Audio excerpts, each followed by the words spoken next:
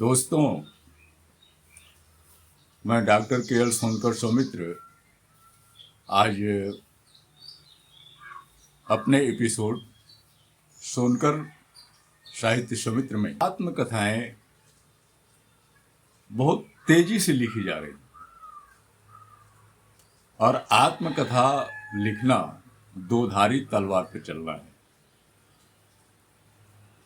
जैसे लोग पहले कहते थे कि एक यंत्र हुआ करता था जिसे हम कृत्या कहते थे।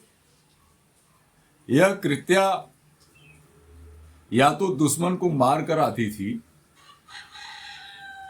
और दुश्मन जब नहीं मिलता था और मारने वाला या चलाने वाला अगर उसका वापसी पर कोई सही इंतजाम नहीं करता था तो उसी को मार डालती थी। आत्मकथा की जो परिस्थितियां हैं वो यही। आज से लगभग 40-50 साल पहले जो आत्मकथा लिखी जाती थी उसमें लेखक क्या करता था कि उसके साथ जो गलत बातें थी उसको वो नहीं लिखता था, छोड़ देता था, क्योंकि यह एक मान्यता है कि अच्छाई को सबके सामने रखिए और अपनी बुराई को अपने ही पास अपने दिल में रखिए। इस धारणा के तहत आत्मकथाओं का भी सृजन होता था। लेकिन जब से अस्तित्व में दलित साहित्य आया और हंस के संपादक ने इसकी शुरुआत भी कर दी। अपनी अपनी कहानियों में खुद हंस के संपादक राजेंद्र यादव जी भी अपनी आत्मकथा में बहुत सारी वो बातें लिखी जिसे समाज जो है यदि सुनता है तो चटकारे लेकर उसको पढ़ता है। लेकिन अगर वही चीज उसके लेखक के परिवार में लोग अगर पढ़ते हैं तो उससे उनको आत्मिक ठेस पहुंचती है।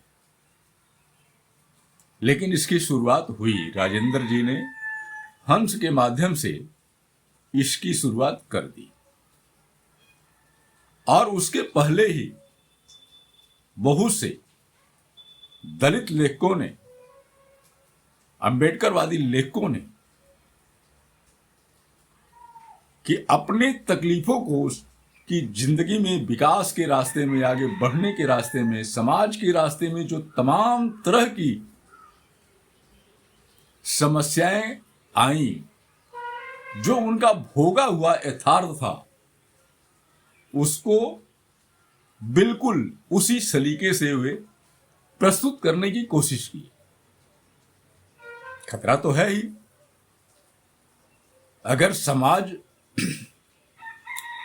जो आपको इतना अच्छा समझ रहा है, इतना प्रगतिशील समझ रहा है, इतना बुद्धिजीवी समझ रहा है, इतना ज्ञानी समझ रहा है, अगर उसके सामने अगर आपकी कुछ बातें आएगी तो कहेगा कि ये भी दुनियावी मायाजाल से अलग नहीं है।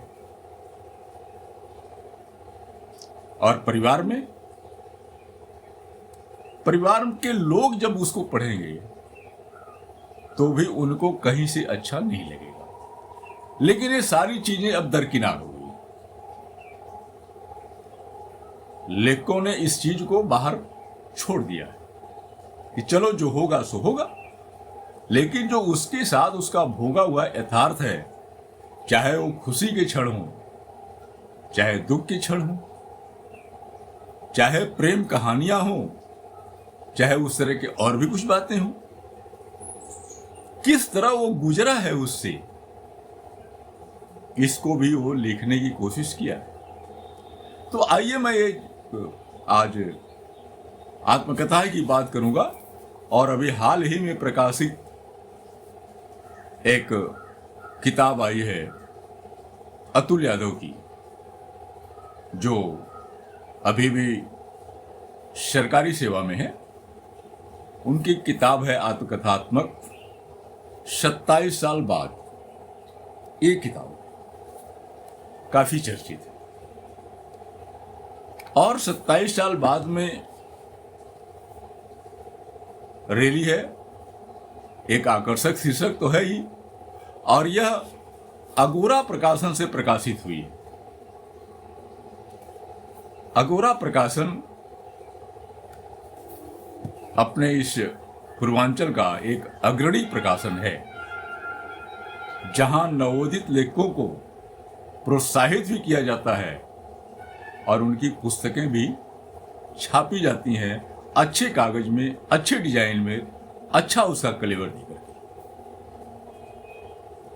इसके अगोरा प्रकाशन के जो ऑनर हैं वो भाई रामजी यादव हैं, उनकी सहयोगी अपर्णा जी हैं। ये लोग प्रगतिशील विचारधारा के, आधुनिक विचारधारा के लोग हैं, जहां इस वंचित समाज के लोगों को बढ़िया स्थान दिया जाता है, बढ़िया उनको एक ज्ञान दिया जाता है, बढ़िया लिखने की तरफ प्रेरित किया जाता है, अपने मनोभावों को प्रकट करने की कोशिश कराई जाती है और उनकी त्रुटियों को सुधारा भी जाता है। इस किताब में स्वाभाविक है कि जो शीर्षक है, उस शीर्षक का जो रूप है, जो उसके अंदर क्या है, स्वाभाविक है कि सबकी नजर पहले वहीं जाती है। लेकिन यह पुस्तक रियली पूरी की पूरी पढ़ने लायक है और बहुत ही आज के जमाने की और समाज के बीच की जो सहसंबंध है, नौकरियों में जाति की जो समस्या है, वो बहुत खुल करके आई है और बिल्कुल A to Z, कोई बनावट नहीं है। लेकिन हाँ, इसका शब्द संयोजन इस तरीके से है, इस तरीके से आकर्षित करता है कि आपको जब तक पूरा नहीं पढ़ेंगे संतोष नहीं होगा। मैंने तो इसको बहुत जल्दी ही पढ़ लिया। यह किताब भी हमें भाई रामजी यादव, अपर्णा जी ने ही दिया। तो ये किताब मैंने पढ़ा तो उसमें जो समाज के बीच में, जो घर परिवार के बीच में, जो बच्चों के पढ़ाई के लिए जो त्याग किया जाता है, वह त्याग इसमें भरपूर है। आजकल क्या है, लोग जो संपत्ति एकत्रित करते हैं, कमाते हैं, तो सबसे पहले सोचते हैं कि बढ़िया मकान हो जाए, बढ़िया कार हो जाए, बढ़िया संसाधन व्यवस्थाएं हो जाए। लेकिन अतुल जी के परिवार ने, उनके पिताजी ने, उनके दादाजी ने, उनके चाचा जी ने, उनके भाइयों ने काफी परेशानियों के साथ शिक्षा को आगे बढ़ाया। अपना घर नहीं बनाया, जमीन नहीं खरीदी, जबकि एक यादव बिरादरी, जिसको हम अहिर बिरादरी भी कहते हैं, मूलतः तो वो अहिर ही है, लेकिन अब यादव लिखते हैं, इस बिरादरी की जो मानसिकता रही है, भैंस पालने में ज्यादा, पहलवानी में ज्यादा, जमीनों को अधिक से अधिक बना लेने का, चाहे वो ऊसर हो, चाहे पहाड़ी इलाका हो, चाहे उबड़ खड़ा हो या नाला हो, अधिक से अधिक जमीनें उन्होंने गेन की है।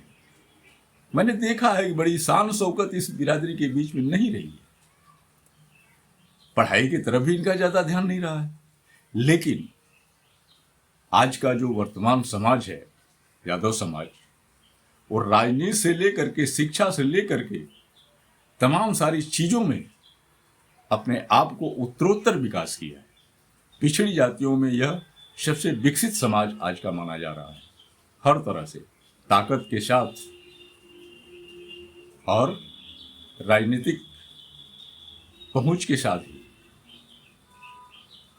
तो यह एक बहुत अच्छी बात रही है।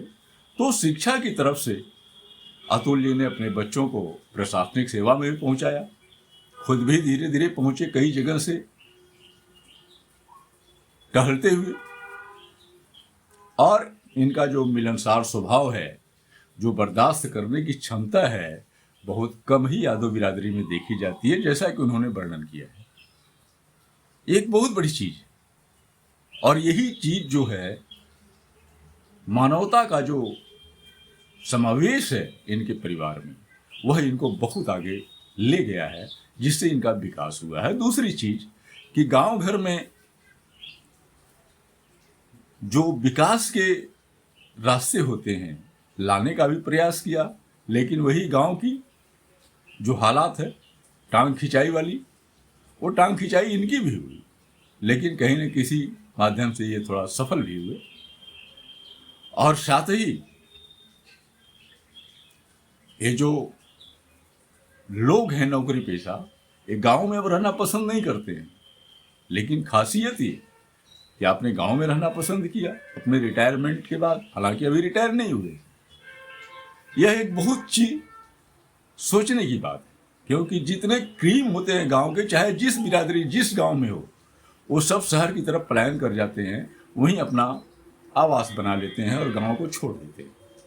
हमने तो ये देखा भी है कि गांव में टूटी फूटी मड़ई मढ़ा कच्चे मकान सब ढह रहे हैं, लेकिन अपने आलीशान आवासों में शहरों में लोग रह रहे हैं। ये भी सच है कि जब तक गांव नहीं छोड़ा जाए, जब तक आदमी अगर विकास करना चाहता है तो उसको घर छोड़ करके, होम सिकनेस के छोड़ करके बाहर तो जाना ही पड़ता है, तभी विकास हो पाता है। लेकिन गांव के अपने जड़ को नहीं भूलना चाहिए। यह अतुल जी में, उनके परिवार में प्रायः देखा गया। ये एक अच्छाई है। साथ ही तमाम सारी बातों करते हुए, जाति के दंश को झेलते हुए, हालांकि पिछड़े समाज से थे, इसलिए वह दंश नहीं इनको मिला जो आपको जूठन में मिलेगा ओम प्रकाश वाल्मीकि की। अन्य भी दलित साहित्यकारों के जो जीवन में घटा है वो नहीं मिला, कम मिलता है तो जाति तो है, जाति जिंदा रहती है, जाति पीछा नहीं छोड़ती, उसी पर आपका मान सम्मान प्रमोशन सब कुछ टिका हुआ है। आज तो खूब ये कूट कूट कर देखा जा रहा है, आड़ से, प्रत्यक्ष नहीं परोक्ष से आपकी उन्नति को रोकने की कोशिश भरपूर जारी है। आइए उन्होंने एक बात और 27 साल की बात मैं कर लूं कि वो उनके, हालांकि अतुल जी की शादी बड़े कम उम्र में हो गई, इंटर के पास के बाद ही हो गई। और ये भी बता दूं कि मेरी भी तो इंटर के बाद ही शादी हो गई, लेकिन उसके बाद मैं मेडिकल किया, तमाम सारी चीज़ें किया, आज मैं अपने क्षेत्र में हूँ। शादी कभी बाधा नहीं बनती है, बशर्ते वो आपके सोच के ऊपर निर्भर है, आपके परिवार के सोच के ऊपर निर्भर है, आपकी जो पत्नी मिली है उसके सोच के ऊपर निर्भर है। लेकिन शादी कोई बहुत बड़ा बाधा नहीं है आगे बढ़ने का। तो फिलहाल उसी दौरान, पढ़ाई के दौरान, वही थी जो इनको चाहती थी। आपने एक कहानी पढ़ी होगी, बहुत प्रसिद्ध कहानी है साहित्य में, वह शीर्षक ही है, क्या तुम्हारी कुलमाई हो गई। उसी तरह एक प्रश्न यहां भी आता है उस दौरान में कि क्या आप मुझसे शादी करोगे। एक बहुत अच्छी लैंग्वेज, बड़े सभ्य तरीके से है और बड़ी सभ्यता वहां प्रस्तुत हुई है। और 27 साल बाद इनकी भी तो शादी हो ही गई थी, बच्चे थे ही, और दूसरी की भी शादी हो गई, वो भी परिवार वाले, लेकिन अच्छे पहुंची हुई। लेकिन 27 साल बाद जो भेंट होती है, जो उसके बीच में इस तारतम्य के साथ ही जो सभ्य तरीके का पेशगत स्थितियां हैं, वह काबिल गौर है। ऐसा बहुत कम पाया जाता है। सारी मर्यादाओं के अंदर सारी बातें रही और यह सारी चीज याददाश्त के काबिल रही। साथ ही हो सकता है, जो मैंने शुरू में इंगित किया, कि कुछ ऐसी बातें होती है जो समाज को अच्छा लगती है लेकिन परिवार को अच्छा नहीं लगती। हो सकता है कि अतुल जी के भी ऐसा आया हो, देखने में हुआ हो रहा हो, बच्चों को अच्छा न लग रहा हो। लेकिन इन सारी परिस्थितियों से लगभग 90% लोग गुजरते हैं। तो यह एक कटु सच्चाई है, किसी के जीवन में कम, किसी के जीवन में ज्यादा आती जरूर है। कोई प्रकट करे या न प्रकट करे, समाज के सामने लाए या न लाए, हालांकि पारिवारिक एक बातें हो सकती है, हालांकि कुछ दिन में बहुत सारी बातें पीछे छूट जाती है। तो यह एक अच्छाई है इस किताब की, और यह किताब वास्तव में पढ़ने योग्य है। इससे बहुत शिक्षा मिलेगी समाज के लोगों को और पाठकों को भी, कि हमें कैसे क्या करना चाहिए, कितना महत्व देना चाहिए। यहाँ बाबा साहब B.R. अम्बेडकर की बात बिल्कुल ही लाइन पे आ जाती है कि शिक्षा प्रथम चीज है। जो शिक्षित होगा, शिक्षा वह शेरनी का दूध है, जो पीता है वो शेर की तरह दहाड़ता है और हर रास्ते पर सफल होता है। इसलिए जो चीज है इस शिक्षा के विषय में अतुल जी ने बड़े अच्छे ढंग से प्रस्तुत किया है, और यह किताब पढ़नी है, और इसके लिए उन्हें हम बहुत बहुत धन्यवाद देते हैं। आप भी पढ़ें इस किताब को और इसका अध्ययन करें और लोगों के बीच में पहुंचाएं। इसी के साथ मैं अपनी बात समाप्त करता हूं। आप सभी लोगों को बहुत बहुत धन्यवाद।